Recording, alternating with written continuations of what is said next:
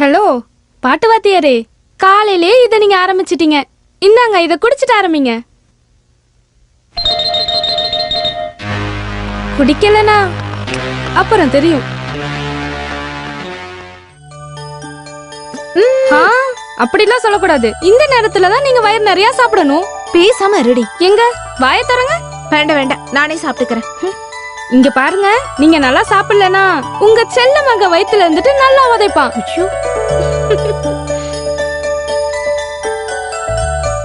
Hello sir, குழந்தையோட அப்பாவே, நீங்களும் அந்த அக்கா மாதிரியே சாப்பிடுறீங்களே.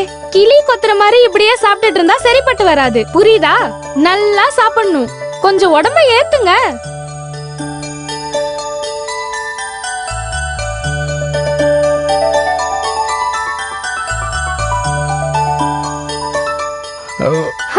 சாப்பிடுங்க மாமா. எனக்கு போதும். பாருங்க, சாப்பிடலனா நான் யாருன்னு காட்டுவேன். எதையும் காட்ட வேண்டாம். பேசாம இருக்க மாட்டியா? நீ சாப்பிட.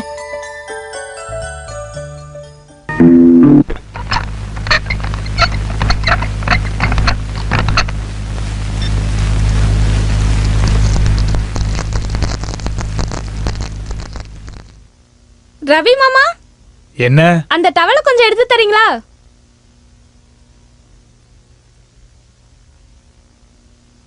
இந்தா.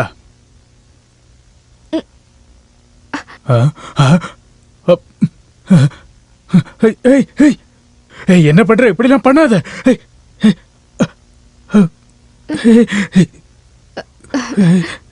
ஐயோ.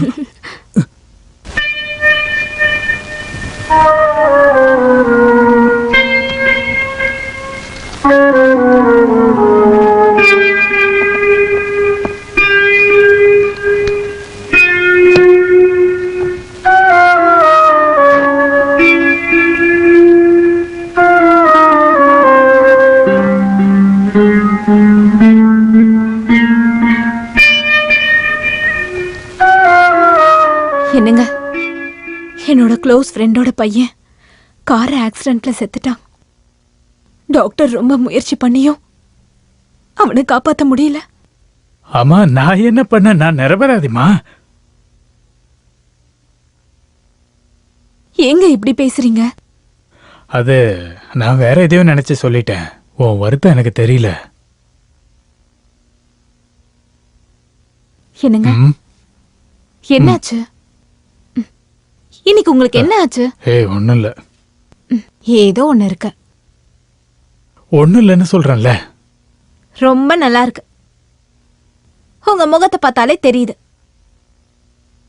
இருக்கு, கண்டிப்பா இருக்கு. எதுவா இருந்தாலும் என்கிட்ட சொல்லுங்க.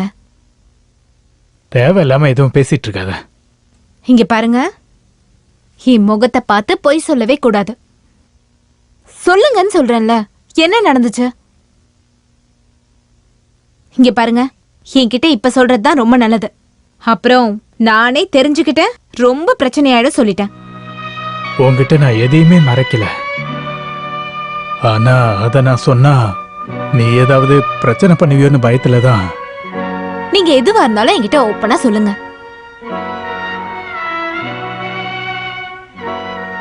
சொன்னா நீ கோவப்படக்கூடாது. இல்ல, என்னால எதையும் சகிச்சுக்க முடியும், ஏத்துக்க முடியும்னு உங்களுக்கு தான் தெரியும்ல.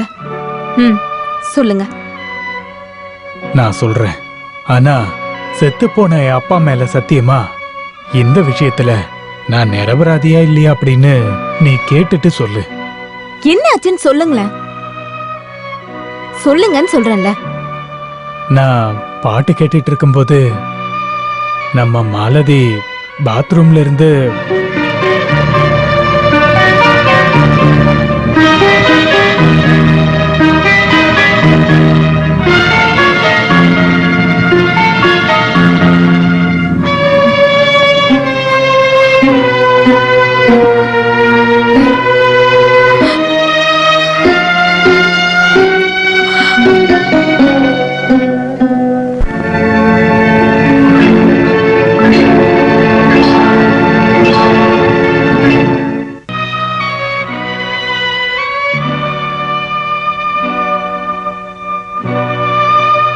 பிரபாவதி, நான் உன்கிட்ட ஒன்று கேட்கலாமா? ரவிக்கு குழந்தைய பார்க்கணும்னு ஆசை இருக்கு இல்லையா? எனக்கு எதுவும் தெரியாது.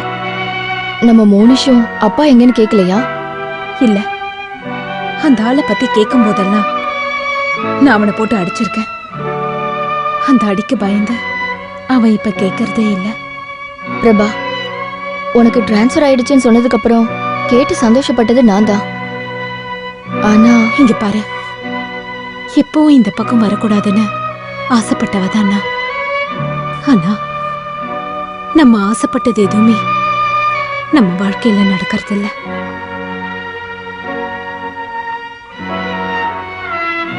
என் மாமாவோட பையன்தான் நடராஜன். சின்ன வயசுல ஊரை விட்டு போனவன் மறுபடியும் திரும்ப வந்தான். அவனோட டார்ச்சர் தாங்க முடியாம தான் நான் டிரான்ஸ்ஃபர் எழுதி கொடுத்தேன். ஆனா கிடைச்சது இங்க. அந்த ஆள் எதுக்கு உன்னை டார்ச்சர் பண்றான்? எனக்கு தெரியல. அந்த ஆளுக்கு நான் வேணுமா? ஆனா எனக்கு அந்த ஆளை பார்த்தா பயமா இருக்கு. எதையும் பண்ண தயங்காதவன் ரவுடி பையன். சின்ன வயசுல எல்லா பிராணிகளையும் கொடுமைப்படுத்துறது தான் அவனோட ஹாபி. அவனுக்கு வாழ்க்கைன்னா என்னன்னு தெரியாத ராட்சசன். இருந்தாலும் அவனை நினைச்சு நீ பயப்பட வேண்டியதில்ல. அந்த கடவுள் தான் உன்னை இங்க வர வச்சிருக்காரு. நீங்க 2 பேரும் ஒண்ணு சேரணும். அதுக்காக நான் எப்பவுமே அந்த கடவுள் கிட்ட வேண்டிக்கிட்டு பிரார்த்தனை பண்ணிட்டு இருப்பேன். என்ன திடீர்னு நீங்க வந்திருக்கீங்க? நான் ஒன்றும் வேணும்னே இங்கே வரல. பிரபாக்கு ஹாஸ்பிட்டலில் ட்ரான்ஸ்ஃபர் கிடச்சிருக்கு.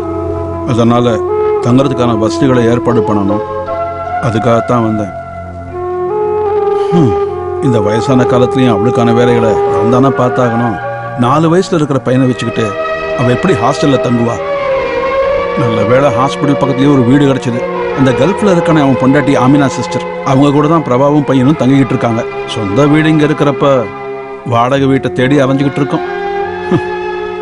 எல்லாம் பிரபாவோட தலையெழுத்து தான். நீ பையனை பார்க்கலையா? நீங்க 2 பேரும் உங்க பிடிவாதத்தை விடலைன்னா அந்த பையன் நிலைமை ரொம்பவே மோசமா போயிடும் சொல்லிட்டு புரிஞ்சுக்கங்க. பிரபா கூப்பிடுறத கேட்டு சங்குச்சிதப்பான் தான் பாபுவும் கூப்பிடுறான். நீ அவனை இங்க கூட்டு வரலையா? ஆமா சித்தப்பா, நீங்க ரொம்ப இழைச்சு போயிட்டீங்களே. வீட்டுல எல்லாரும் நல்லா இருக்காங்களா? எல்லாரும் நல்லா தான் இருக்கும். அவன் வீடு நல்லா வச்சுக்காரவன் தான் அடுத்த வீட்டுல என்ன நடக்குதுன்னு கேட்பான். இவளை பத்தி நான் எப்பவும் நினைச்சுக்கிட்டே இருப்பேன். ட்ரீட்மெண்ட்லாம் எப்படி போயிட்டு இருக்கு? ஹாஸ்பிட்டல்ல ஒரு இஎன்டி ஸ்பெஷலிஸ்ட் வந்திருக்காரு. நல்ல டேலண்டான டாக்டர். ட்ரீட்மெண்ட் பண்ணா சரியாயிடும்னு தான் டாக்டர் சொல்லியிருக்காரு. உங்க டியூஷன்லாம் எப்படி போயிட்டு இருக்கு? அது எல்லாத்தையும் நான் நிறுத்திட்டேன். இப்போ மூளைக்கு மூளை டியூஷன், டுட்டோரியல் காலேஜ் எல்லாம் நடக்குது. இப்போ போஸ்டல் டியூஷன். போஸ்டல் டியூஷனா? ஆமா, 6 மாசத்துக்குள்ள எந்த சப்ஜெக்டா இருந்தாலும் படிச்சு முடிச்சிடலாம்.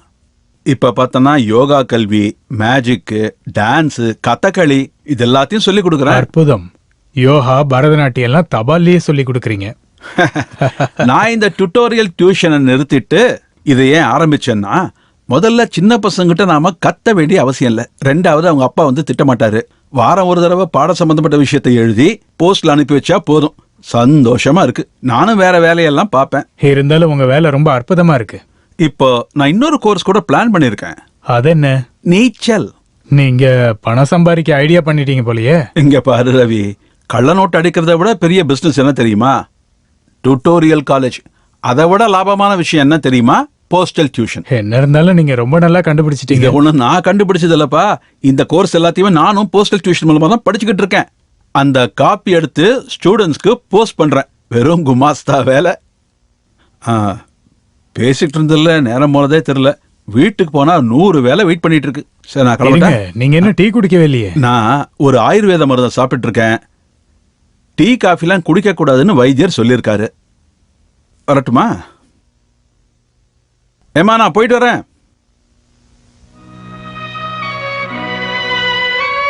நீ என்னதான் மறைக்க முயற்சி பண்ணாலும் உன் துக்கம் எனக்கு நல்லாவே புரியுது.